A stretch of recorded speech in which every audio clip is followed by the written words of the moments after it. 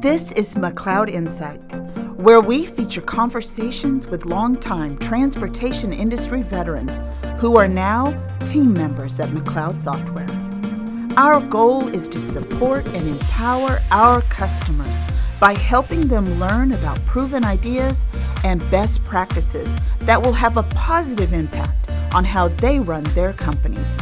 Let's dive in. Well, welcome everybody to our fourth installment of our AI podcast. Today we're going to focus on document power and flow logics and what potentially AI will do for your back office.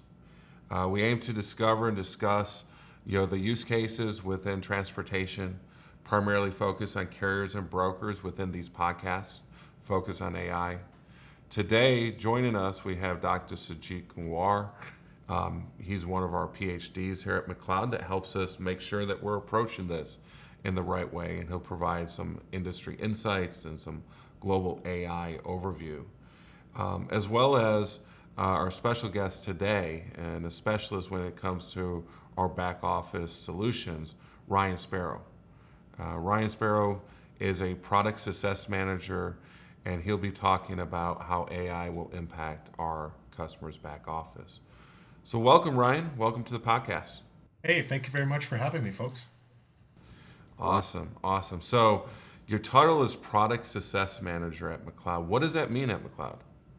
At McLeod, it means that I get to go out into the field, help identify customers' needs where there's areas of opportunity for automation, and take these ideas back to my nerds, or my development group, if you will, where we'll evaluate, what should we be doing to better serve our customers? What sort of products and solutions should we be offering, or what technologies should we be leveraging in order to create things that our customers are going to need to solve specific business problems that are common throughout our customer base and the industry. I get to then take these products to market. I get to work with our marketing group, take products to market, and then ultimately support these products from sale to the initial implementation, just to ensure the success. Awesome. It sounds like an exciting job and one that pays big dividends for our customers. Sajit, kind of get you on the stage here. Sure. Welcome back. Thank you. We always like starting with any big news in the AI landscape. Yeah, absolutely. Great to be back here, Doug. And I do usually cover some latest news and happening in the AI space. This time, I was just looking at the Gartner's AI hype cycle they released, I think back in June. For the past 2 years or so, we have been seeing generative AI at the peak of this hype cycle, especially with the release of ChatGPT and similar chatbots or large language models. But now, with the latest report, we are seeing that generative AI is going downhill from that peak towards the trough of disillusionment. It's still some way to get to the trough, and they're still predicting 2 to 5 years to get to the plateau of productivity in terms of expectation. But we're seeing that generative AI is going down in terms of that expectation downhill. So that's something new. Absolutely. Do you think it's going to be a deep trough on AI? Not really like we have seen in the past. We have seen AI go through the winters in like 70s and 80s. What really is going to happen is level set of these expectations from these tools, but the trough is not like the productivity gains that we get from AI is going to go away, or the adoption is going to go away. It's just the level set of these expectations on how people are expecting at a high point right now. All right, awesome. Well, welcome back. Thank you. So let's get to the meats and potatoes here. Let's talk a little bit about AI when it comes to document power and our logic solution suite. Ryan, we have had both Tiffany and Mike, and they talked about the carrier and the broker side in our last 2 episodes. It was very interesting to hear their views from those standpoints, from a carrier and broker standpoint. You effectively work with both clientele. Can you talk to me a little bit about how you believe document power flow logic applies to these customers and where we really plug in with them? Oh, sure. Absolutely. How much time do we got? Yeah. Where to start here? Let's talk about the term AI quickly for a moment here. What's employed right now in our customers' back offices is more around automation intelligence, if you will, as opposed to artificial. So, using rules-based decision-making engines, scripting the behavior of what needs to happen in order to automate a certain activity, is kind of where we're at now. Everything is, for the most part, document related. So, under the covers lies an enterprise wide document management platform that is housing data and documents, things that you need in order to be efficient and do your job and run your business, right?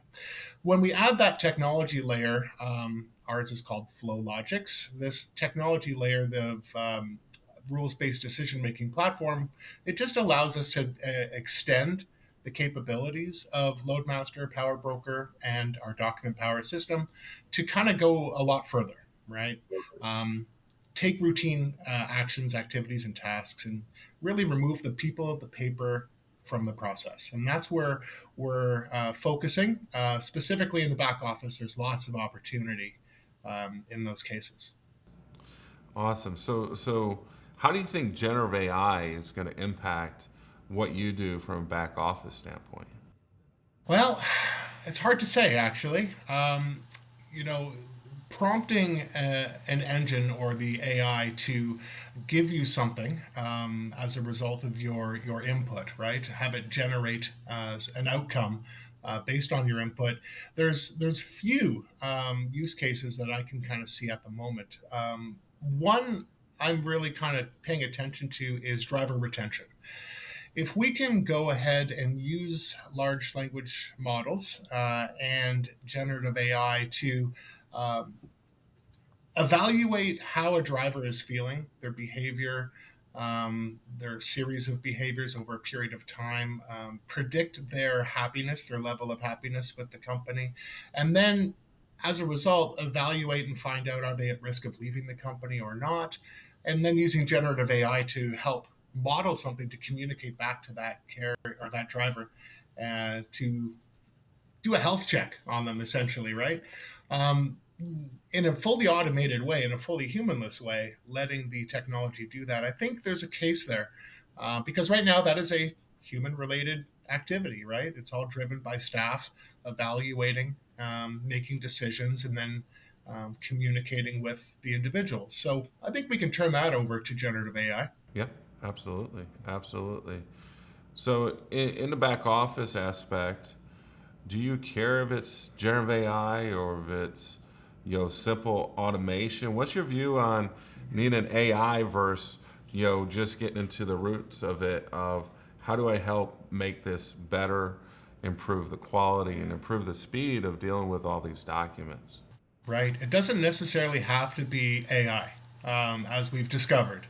Um, Over the past 10 years or so, we have identified over a dozen use cases in the back office, mostly billing related specifically, where we're able to use rules based decision making, scripting the behavior, a lot of if then statements, a lot of evaluating data, comparing data, making decisions on that data, and then doing an action as a result of those decisions. So a lot of that is just really scripted behavior inside of a rules based decision making engine. So I've got a couple of use cases that I'd like to share with you Yeah, that'd be on awesome. where we're doing that specifically. So again, the goal here is to have a business problem that is solved. And if you don't put a fence around it as well, it's going to creep and grow into something that maybe it wasn't intended to be in the first place. So we're really focused on putting that fence around it. And in this case, this use case, we're going to talk about missing paperwork, right? And what of a headache that this is to that back office. Billing comes to a grinding halt when they've done their auditing and they're missing paperwork. And what needs to happen is the back office needs to go reach out and get that paperwork from the front line, right? Could be dispatch, could be the drivers directly, could be the carrier. So billings come to a grinding halt. That's the business problem. So if we can employ rules-based decision making to compare what paperworks are needed in order to bill against what you have in your enterprise document management system, it can determine for you, hey, here's what I got and here's what's missing. So the logic has made that determination. And now the logic can say, okay, for these paperworks that are missing, who's on the order? Yeah. Who do I need to contact to try to attempt to collect this paperwork? So we can automatically generate emails and send SMS text messages and mobilecom messages to be able to make those communications so humans don't have to. And then providing these carriers and drivers with the necessary tools to be able to submit the paperwork back into your document management system without any human intervention as well from the back office, that completes the cycle and eliminates the noise.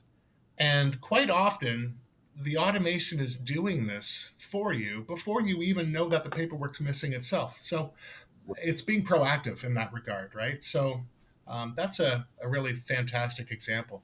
Do you agree?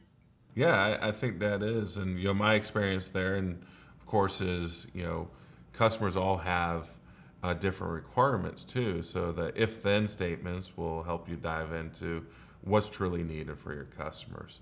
It's always interested me that there's a whole industry out there, the freight audit industry that's meant to reduce the amount that their shippers are paying their carrier and service providers. Not just get it right, but to help reduce that dollar spend by making sure you have the right proof, the right documents, that you follow their specific detention forms and whatnot. So I'm assuming that by getting that document in, our carriers, our brokers are getting paid correctly from their shippers. Yes, certainly, absolutely. Awesome. Awesome. Well, that makes a lot of sense. You mentioned two use cases. What was the second? Yeah, here's the other an area of opportunity in a back office where nobody wants to do a specific kind of job. And that, in this case, is automating collections. Nobody wants to do collections. The nature of being a collections person, it's very confrontational. You have to have the right kind of personality to be able to want to do that part of the job, right? But quite often, it's really just a task that is given to the billers to do whenever they have any extra time in the day. So collections is kind of always put on the back burner, and that's a problem. We need to be actively collecting. So if we can turn over the activity of collecting to rules-based decision making, Yeah. you can script a solution together that will evaluate your entire aging AR. So essentially, go look at data, sort that data into aging periods, who owes you what money at what aging period. And then again, as a result, now go and communicate in an automated way, typically in this case by email, to say, hey, Mr. Customer, this is the summary of what you owe us at this time. Please provide input as to why you're late and when you're going to pay. Giving, again, visibility to the customer and yourselves into what it's up to and what it's out there collecting. It enables the customer who is delinquent to be able to access electronic web forms after driving the action from the email contents to provide details as to why they're late, when they're going to pay. And these details get automatically ingested back into the TMS when they've submitted their responses, essentially creating a call record like a human would have done if they had made a collection attempt over a phone or maybe written an email out to the customer. So it works fantastic. It's a fabulous tool to reduce DSO, but it also, at the same point, does a great job of collecting on the easy stuff.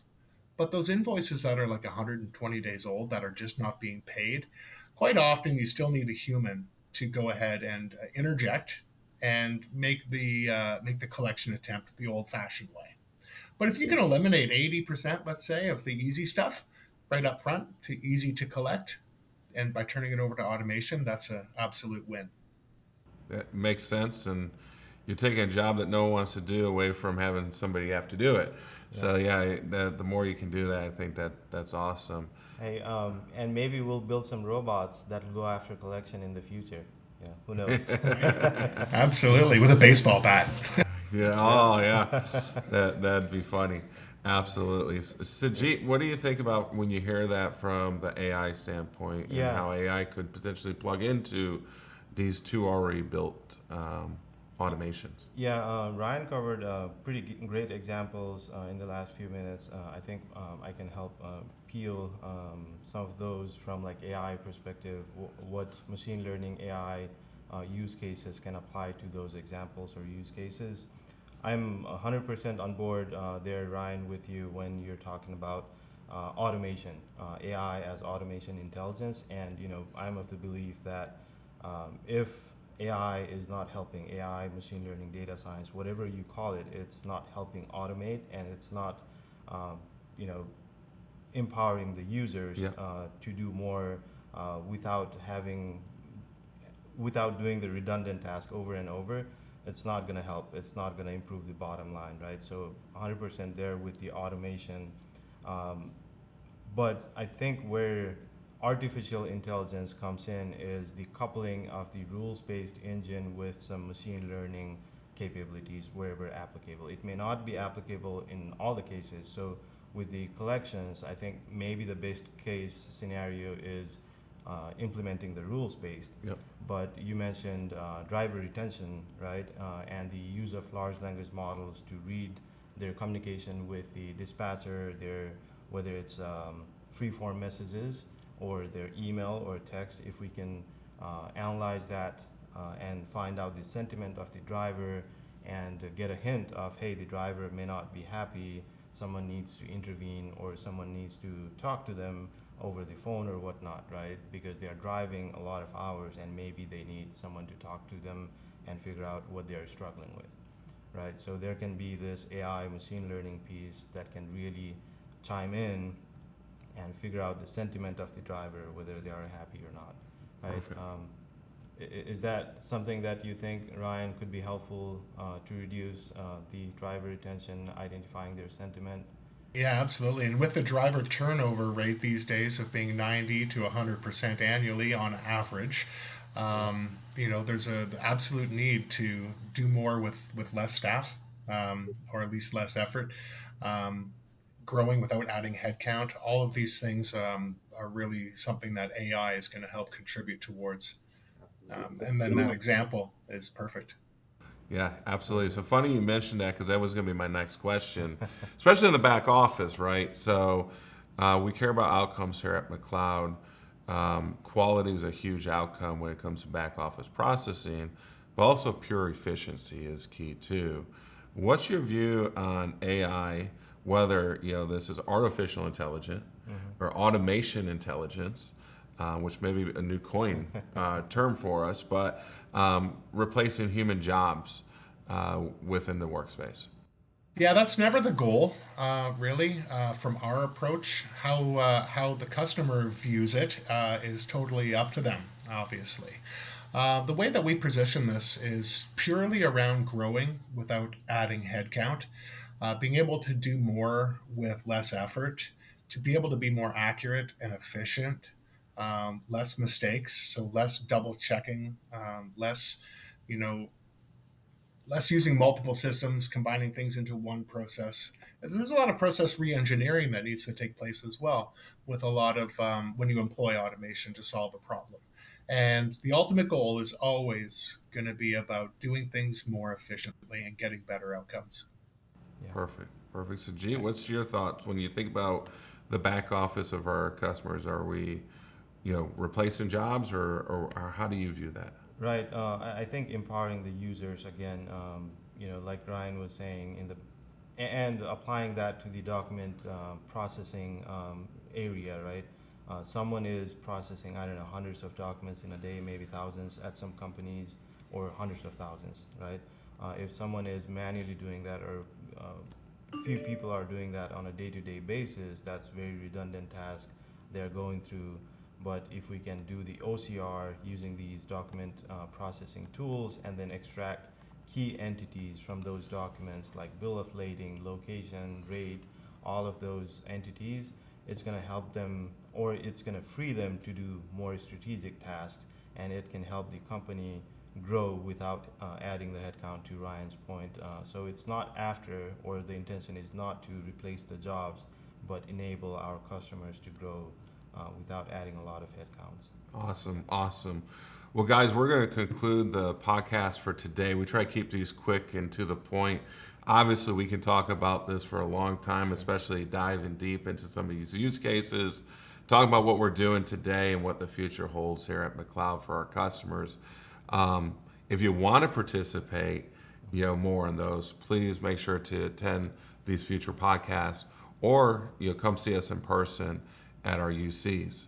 Your user conference is a great place to learn more about what McLeod's doing, the AI we're bringing forward, and that AI can be, artificial intelligence, and we'll be talking about that this year, as well as you can watch and hear Ryan talk about automation intelligence and how we're automating and making it easier for our people to manage their back office. So thank you, Ryan. You're very welcome. Thank you, Sajid and Doug. Yeah. Thank you, Sajid. Yeah, absolutely. Pleasure being here. All right, guys. Thank you so much.